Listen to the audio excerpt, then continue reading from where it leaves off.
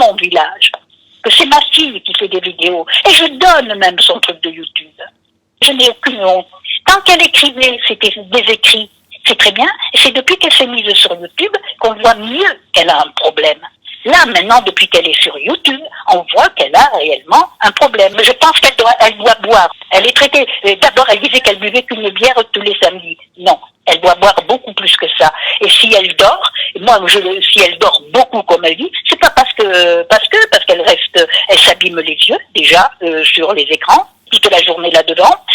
En plus, elle doit pas manger d'une manière saine.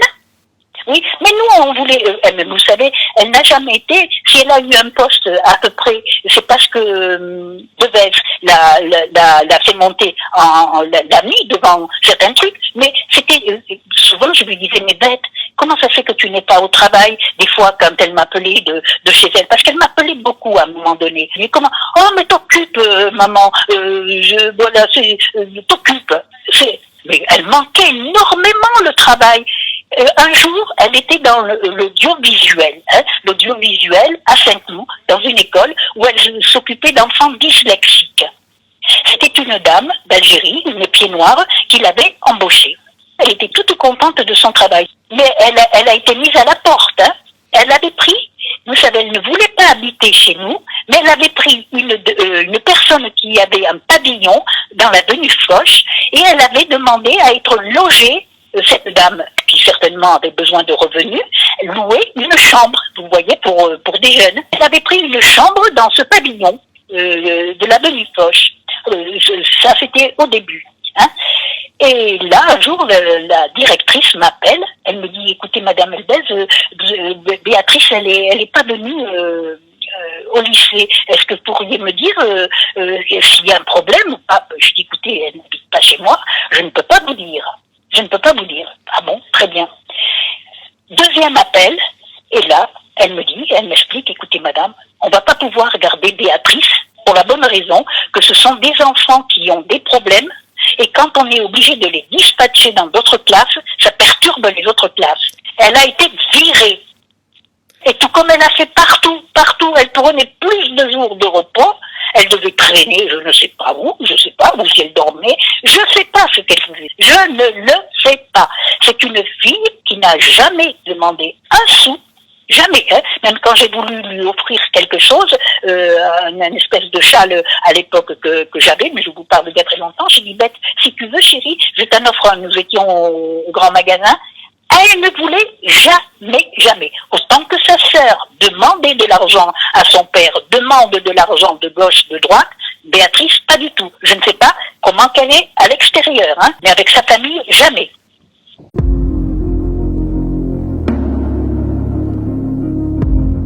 C'est vrai que Claude m'a toujours dit, moi, mon mari, c'était mon rayon de soleil, c'était tout dans ma vie. C'était mon ami.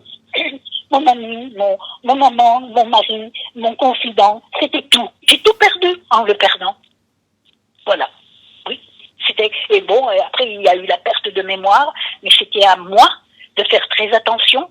Et heureusement que j'ai été voir des psychiatres, un psychiatre de l'Aisne, qui est décédé depuis, Monsieur Russell, qui faisait des conférences. Et là, je comprenais mieux que dans ces moments même où je savais qu'il perdait la tête, mon mari avait des moments de conscience. Je voyais que quand j'allais le changer, qu'il était dans tous ces états de nervosité. Bien sûr que c'est dégradant pour un homme, pour une femme qu'il aime, de devoir le changer, de devoir faire sa toilette intime et tout ce qui s'ensuit. Bien sûr que c'est dégradant. Eh bien, moi j'ai trouvé après les mots, parce qu'il m'expliquait qu'il par moments ils avaient des moments de conscience. Eh bien, j'expliquais, je lui disais, Doudou, eh bien, c'est normal que je te fasse ta toilette. T'as voulu tomber, toi, le premier malade. Bon, eh ben, c'est normal que je m'occupe de toi. Mais quand Domi, elle va tomber malade, mais comme déjà, il savait pas faire la relation avant ou après, quand Domi va tomber malade, est-ce que tu t'occuperas de Domi, chérie? Alors, il me disait, oui, de la tête. Je voyais qu'il se détendait, qu'il était, vous voyez, voilà, il était plus calme. C'est comme ça que j'ai appris en écoutant des conférences. à la Bastille de Murat, là, dans un petit village au-dessus. Bon, et c'est ma doctoresse qui me disait, vous savez, Madame Elbez, il y a le docteur Hussel qui fait une conférence, si vous pouviez y aller, peut-être que ça vous ferait du bien. Parce qu'ici, on n'est pas suivi. Alors que à Paris, vous avez des gens qui vous conseillent, qui vous disent c'est normal, ça, se voit enfermé dans son corps, c'est normal qu'il réagisse comme ça. Moi, je savais que c'était pas vrai, que nous n'étions pas déchus. Mais c'est après qu'elle a commencé avec ses délires, quand elle a su certainement que son père n'avait plus ses esprits. Parce elle dit que son père était très intelligent, que son père était il était très conscient. Non. À partir de 2005, déjà, même avant, le docteur Bijou Duval, qui se trouvait à Cannes-de-la-Boca, demandait à ce qu'il voit un psychologue ou un psychiatre, parce que on se plaignait de lui à la maison de retraite où il était, là où il avait son petit appartement, parce que mon époux, quand il a su qu'il était, comment dirais-je, qu'il allait vers l'handicap, il me disait, Domi, tu refais ta vie. Il a appris à 40 ans ça, hein. Tu refais ta vie, et chérie, tu refais ta vie, tu restes pas avec moi. Mais j'ai dit, chérie, je suis mariée pour le meilleur et pour le pire avec toi. Ben, le pire arrive, et ben, on verra, on prendra les choses. Lui, il voulait que je refasse ma vie, que je ne m'occupe pas de lui, que je refasse ma vie. Et moi, non, j'étais mariée pour le meilleur et pour le pire. Bon, voilà. Et donc, ça s'est passé comme ça. Tout ce qui s'est passé dans ma vie, Béatrice n'est même pas au courant d'un tiers de ce que j'ai vécu avec mon homme. Elle n'est même pas, elle connaît rien. Je n'ai pas attendu après elle pour le faire soigner de gauche et de droite. Non, je n'ai pas attendu après eux. Elle raconte des mensonges sur les hôpitaux.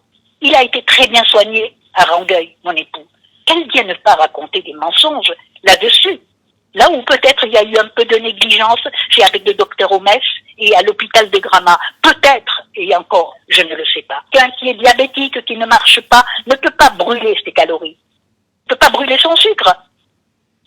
Et voilà, donc c'est des problèmes. Il faut que moi je le massais beaucoup avec de la biafine, je le massais les jambes et tout ce qui s'ensuit. Moi j'ai fait beaucoup de choses. Je n'attendais pas que les infirmières arrivent pour le changer.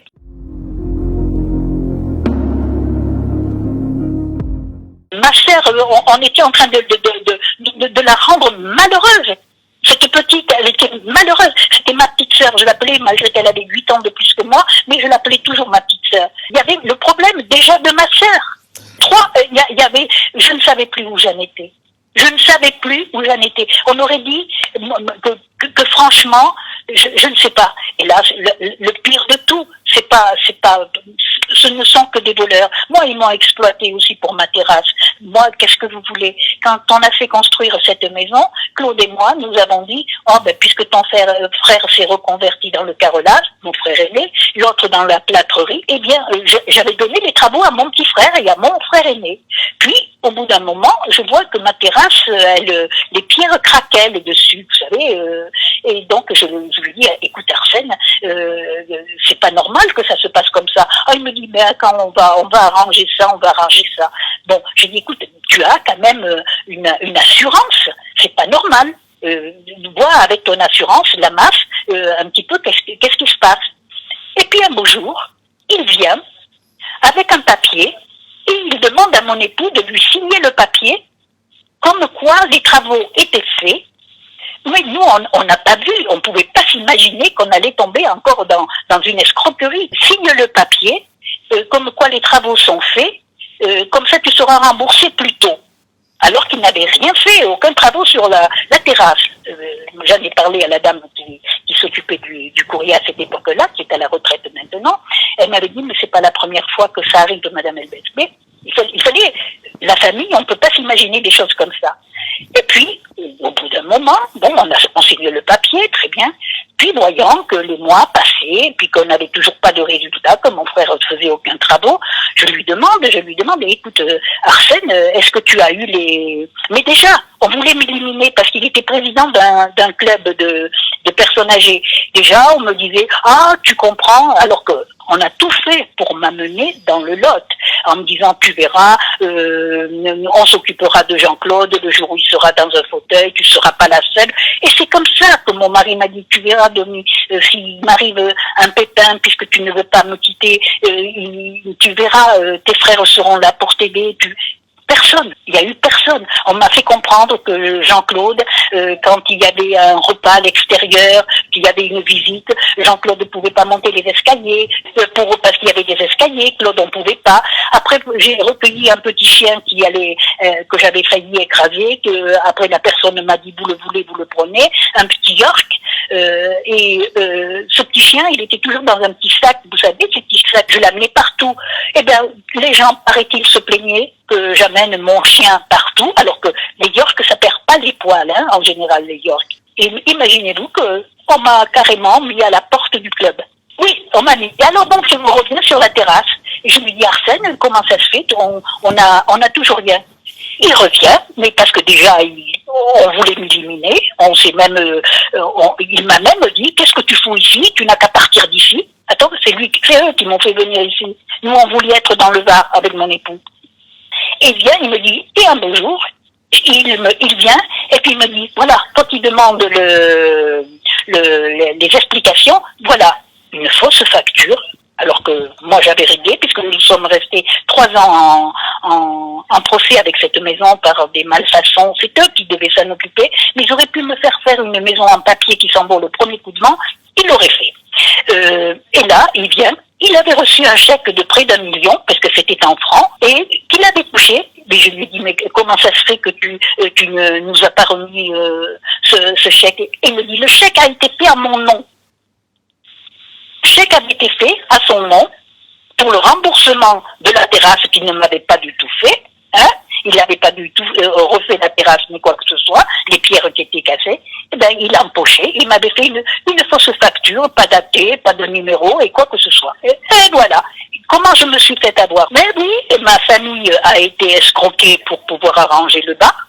Ils ont pris le peu d'économie qu'avaient mes parents, hein, parce que ma sœur m'a dit quand j'ai récupéré maman, elle me dit elle n'avait pas un sou. Voilà. C'est pour vous dire, voilà qui est cette famille avec la bande. Moi, je les ai traités d'escrocs et de voleurs. Et un beau jour, mon frère, que j'étais parce qu'ici, il faut aller dans des poubelles qui se trouvent à un endroit dans un chemin, et je prends ma voiture, évidemment, et lui, il a son jardin qui donne, il était sur sa bêche, en train de me regarder, je vous parle de ça il y a quelques années, en train de me narguer. J'ai dit, tu peux me narguer? Espèce de voleur, d'escroc. Tu n'es qu'un escroc et un voleur. Alors, qu'est-ce qu'il a fait? Je l'ai crié parce que moi je suis comme ça, je dis les choses quand il faut les dire. Et puis, je vois la police qui monte. La police qui monte chez moi. Elle dit, votre frère m'a dit que vous l'avez insulté et tout ce qui s'ensuit.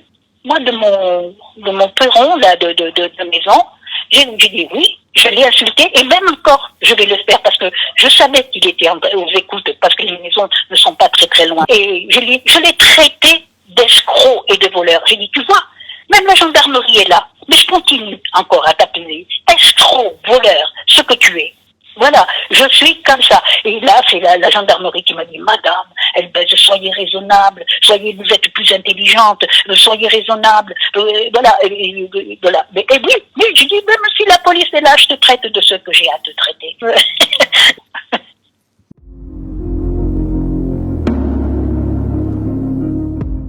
Moi, j'ai appris à 75 ans, parce que moi, j'ai toujours demandé où était ma mère, où était l'emplacement de ma mère. J'ai fait toutes les randonnées, l'orphelinat où j'ai été, avec mon époux, nous avons fait tout ça. J'ai voulu remonter mon passé. Sachez que je n'ai pas eu que 2 mamans, j'en ai eu 3. Hein. Voilà. Mon père, quand maman est décédée, il nous a mis chez une sœur à lui, à Bordeaux. À Bordeaux est venue une dame, je devais avoir 3 ans, que j'appelais Maman Rose, que j'ai cru être vraiment ma mère, qui nous a pris et qui nous a menés en Corrèze, à Beaulieu. Cette dame est décédée 1 an après. Elle est morte d'un cancer. Mais elle nous avait recueillis. Elle est enterrée à Beaulieu. Hein. Et donc, après, ça a été l'approche de la guerre, évidemment. Et papa, sous les conseils d'un banquier, enfin du coin, nous a mis un orphelinat. Nous avons été à un orphelinat et c'est maman Elena, maman celle que j'appelle maman, et qui nous a sortis en 1942 de l'orphelinat. Mais j'y suis restée presque 3 ans dans cet orphelinat. Hein.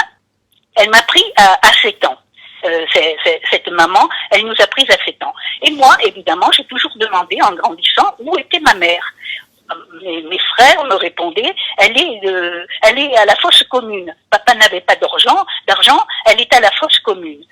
Or, il se trouve que pour le procès, comme je sais qu'ils avaient volé ma sœur et tout ce qui s'ensuit, qu'ils disaient qu'elle était saine d'esprit, j'ai demandé à l'hôpital de Cahors, où ma sœur avait été plusieurs fois, parce qu'elle avait un pacemaker, j'ai demandé le dossier de ma sœur, parce qu'il était inscrit comme quoi elle était simplette. Elle avait fait une méningite étant enfant, donc elle était simplette. Vous voyez, elle ne raisonnait pas comme une adulte, si vous voulez. Et donc là, j'ai vu que c'était marqué partout, qu'elle avait eu un problème, qu'elle n'avait pas toutes ses facultés mentales. Et j'avais demandé le dossier de ma mère. Donc, on me dit, le dossier, madame, ça fait trop longtemps qu'elle est décédée, mais voici l'acte de décès. Et je vois que maman était décédée en 1938. Moi, on m'avait toujours dit que maman a été décédée quand j'étais toute petite, que j'avais 6 mois. Moi, je pensais que c'était en 36 qu'elle était décédée. Et bon, j'apprends qu'elle était décédée en 38. Bon, je dis, mais ça, c'est pas possible que ce soit ça. Et je vais à la mairie de Cahors, on ressort l'acte de décès, elle me dit oui. Et si vous voulez plus d'informations, madame, allez au cimetière de Cahors, parce qu'il y a 2 cimetières à Cahors. Il y a l'ancien, qui est dans les murs de forteresse qui entourent Cahors, et le nouveau cimetière. Donc je vais au cimetière et je demande, puis le monsieur, il me sort pour savoir, en 36, maman n'y était pas, mais en 38. Et là, j'apprends que ma mère était restée plus de 22 ans dans ce cimetière, mais que personne n'allait la voir. Et c'est après, entre 1960 et 1965, j'ai appris ça à 75 ans, hein, entre 60 et 65, maman a été mise à la fosse commune. Mes frères savaient, ils ne se sont jamais occupés de ma mère. Ils étaient sur place, à une 50aine de kilomètres de Cahors, nous sommes, et là, il se trouve que jamais ils se sont occupés de ma mère. Et à moi, ils me disaient toujours, Dominique, non, maman est à la fosse commune, mais dans quel cimetière? On sait pas si c'est l'ancien, si c'est le nouveau. J'ai toujours ça. À 75 ans, j'apprends que ma mère, elle est restée. Je passais, moi, devant ce mur. J'aurais été me recueillir, j'aurais relevé sa tombe. Même si on n'avait pas beaucoup d'argent, à nous tous, on aurait pu lui acheter une concession, les enfants. Bon, que de la mettre comme quelqu'un qui n'a pas de famille. Mais c'est horrible. Pour moi, ça m'a marqué, mais ça m'a terriblement marqué. Parce que je rends toujours hommage à toutes les Toussaints. Je vais et je porte un chrysanthème devant la fosse commune. C'est la moindre des choses, hein, pour tous ceux qui sont là-bas. Bon, c'est tout. Et tout comme j'avais été rendre hommage à ma mère Rose à Beaulieu, j'y allais avec ma sœur qui adorait faire de la voiture avec moi. Enfin bref, c'est pour vous dire, j'apprends toutes ces choses dans la famille. C'est pour vous dire qui sont ces gens. Ils mettent ma mère à la porte. Hein, après 20 et quelques années de mariage avec mon père, comment peut-on, alors que nous demandions avec notre sœur, mon père avait un problème cardiaque, il est mort à 61 ans, il avait un problème cardiaque et on savait qu'il ne pouvait plus rester dans cette rue qui montait, rue Saint-Roch. Et donc nous lui demandions à mes 2 frères de trouver une petite maison où papa ait un petit bout de jardin pour avoir 4 poules et un lapin, vous voyez, c'est ce qu'il aimait. Eh bien non, elle a trouvé à les loger sous sa maison, dans son garage, qu'elle a fait arranger avec le peu d'économie qu'avaient mes parents. Ils ont pris leur économie. Ils étaient obligés d'aller dans des toilettes en dehors, vous savez, dans le jardin. Donc, ils faisaient dans un seau. Eux, ils avaient tout le confort en haut, mais eux, non, ils n'avaient pas le confort. Ils tapaient dès que maman tirait parce qu'elle ne voulait pas se brancher sur l'eau de la ville. Donc, c'était l'eau de la citerne. Et dès que maman se servait un petit peu trop d'eau, elle tapait dans les tuyaux pour dire à ma mère, arrête de te servir de l'eau. Ils ont eu une vie infernale chez eux, au point que mon père en est mort. Par les problèmes qu'elle créait entre eux. Un peu comme Béatrice a fait avec son père, hein, je peux vous certifier, c'est le même topo. Hein.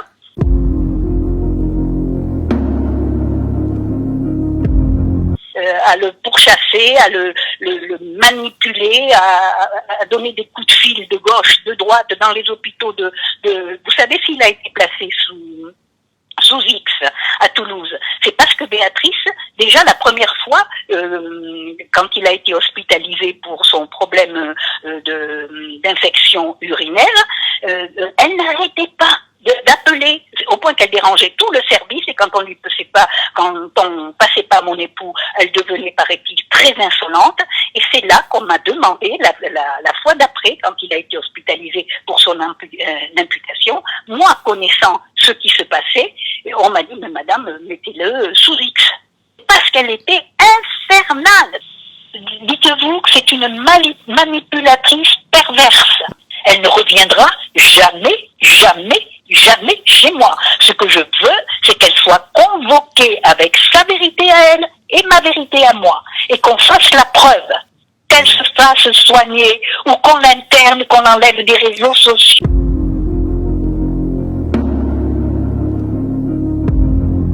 Vous savez, moi j'ai été à l'hôpital Sainte-Anne l'année dernière, hein, pour savoir ce que je devais faire pour la faire interner, et de force, je vous le dis, je suis très franche avec vous, et qu'on la soigne. Qu'est-ce qu'on m'a dit, qu'on pouvait rien faire. Sœur me dit pareil, elle m'a dit, tant qu'elle va pas tuer quelqu'un, tant qu'elle ne va pas faire un scandale dans la rue, on va l'arrêter, Domi, tu ne peux rien contre elle. Et j'ai été voir une psychiatre ici à Saint-Céré parce que j'étais au CMP de Saint-Céré. On m'a dit, voyez une psychiatre, madame, elle va vous conseiller. Ben, la psychiatre, qu'est-ce qu'elle me dit? Ne regardez pas ces vidéos, madame, profitez. Vous avez peu d'années à vivre, profitez. Oui, oui. Alors que tout le monde sait le parcours que j'ai fait ici. Que ce soit le docteur Poignant qui est venu vérifier si mon mari était maltraité, parce qu'elle a dit des choses, elle a porté plainte contre moi pour faux dossier, le quoi j'ai maltraité son père, mais après elle dit que c'est pas vrai, qu'elle n'a pas dit. Mais attendez, non, je vois pas les juges écrire une chose, hein, si ça n'a pas été dit, hein. Non, il y a eu des contrôles, j'ai été convoquée, moi, plusieurs fois, on est venu à la maison, à l'improviste.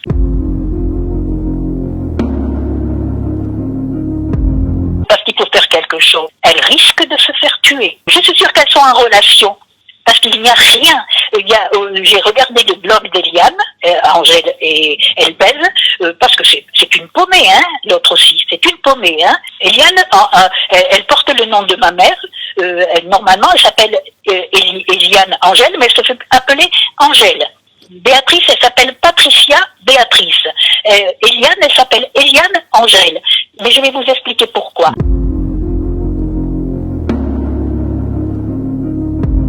Comme c'était des filles, c'est mon mari qui avait la priorité sur les filles, donc Béatrice, il a voulu l'appeler Patricia, et moi, Béatrice. Et pour Eliane, mon mari voulait l'appeler Eliane, et moi, j'ai voulu donner le nom de ma maman, ma mère génitrice, et elles ont fait le contraire. Elles se font appeler Béatrice et l'autre Angèle. Mon fils, par contre, il s'appelle Marc Philippe. Philippe, c'était un copain d'aviation qui est mort en faisant des essais en Floride. Il s'appelait Philippe, c'était un aviateur. Et moi, comme c'est un prénom que j'aime beaucoup, Marc, et donc Marc Philippe. Marie passait en second.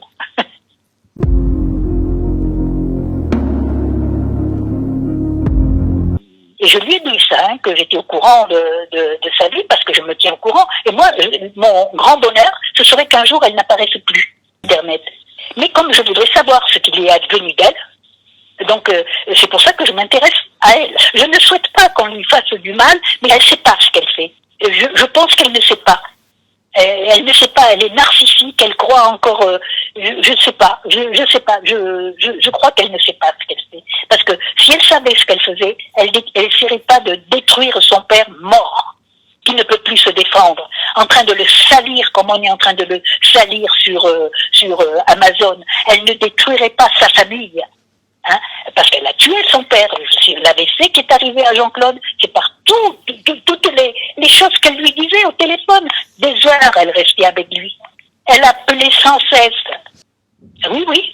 De la famille qui l'a protégée, qui a fait de fausses attestations, parce que là aussi, je les accuse, comme quoi ils ont fait de fausses attestations, disant que j'étais déchue et maltraité ma fille, étant petite. Mais attendez, elle s'est sentie soutenue. Alors, comment voulez-vous, comme quand elle s'est sentie dans Action Directe, là, elle n'est pas rentrée à la maison, parce qu'elle s'est sentie soutenue.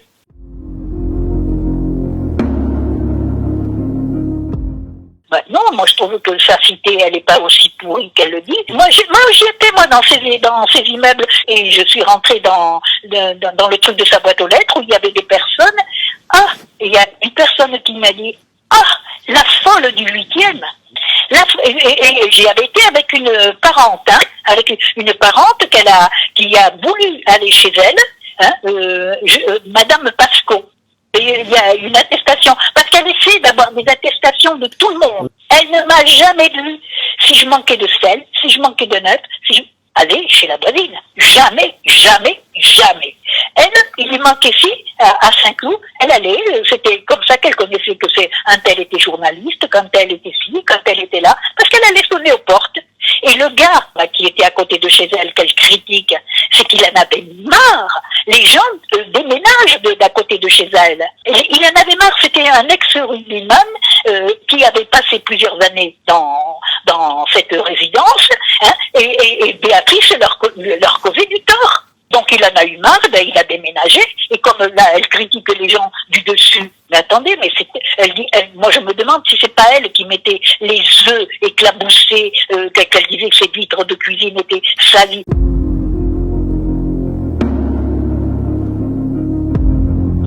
Avant de m'éteindre, parce que maintenant, je pense que mes années me sont... Malgré qu'encore je suis une personne qui marche, qui suis...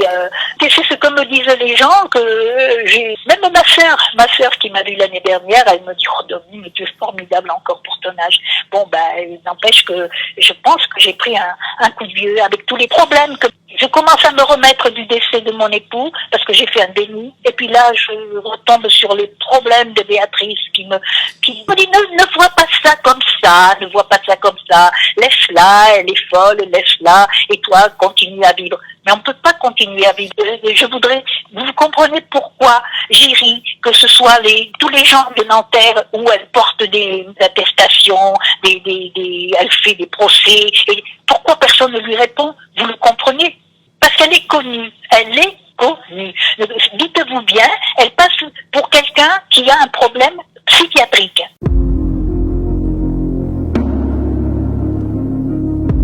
Mes enfants, j'ai quelques photos de mes enfants, Espagne, petits, j'ai des photos de mon époux, je vous porterai des photos et vous me direz si mes enfants avaient l'air d'enfants malheureux. Oui, mais vous savez quand la majorité a 21 ans, moi la marge de liberté, je pensais leur donner après le bac, leur prendre une chambre sur l'université de Paris pour pas qu'elles rentrent à la maison, mettre toutes les deux ensemble. C'était là. Mais elles n'ont pas su. Attends, et ça, je leur avais dit à toutes les deux. Moi, c'est un terme que j'emploie. Elles avaient le feu dans la culotte.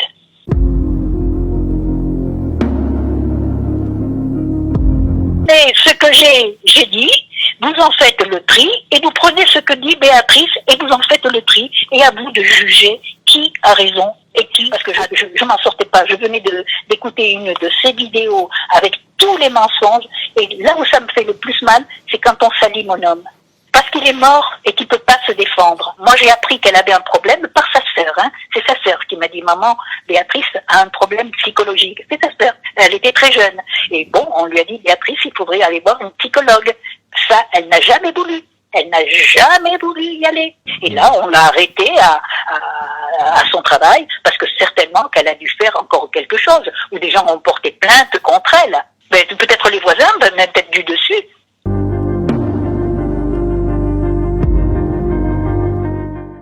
Je vais vous expliquer ce qui s'est passé.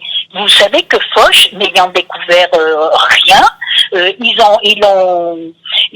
lui ont fait un papier, enfin tout au moins elle a reçu un papier venant de Créteil. Hein? Mais c'était pas un truc neurologique qu'on voulait lui placer, c'était un truc fibrologique. Ça n'a rien à voir avec la neurologie. C'est pour savoir les fibres, pourquoi elle était brûlée. Elle sentait ses brûlures. Eh bien, elle n'a pas voulu se présenter. Eh bien, elle ne s'est pas présentée au rendez-vous qu'elle avait à Créteil avec le docteur Denot, ou je ne sais plus quoi. Elle disait que c'était un truc neurologique. Je lui dis, mais pourquoi tellement comme ça? Que c'était encore qu'on voulait lui faire un truc. Elle ne s'est pas présentée. Et ça fait à peu près 1 an ou 2 ans. C'est Foch qui avait donc certainement averti Denot, il s'appelle, le docteur. J'ai tous les documents. Elle ne s'est pas présentée à ce rendez-vous de fibrologie. Et on voulait savoir pourquoi elle avait ces brûlures. Mais parce qu'elle doit mentir. Elle doit tellement mentir qu'on n'allait rien trouver. Et ben voilà.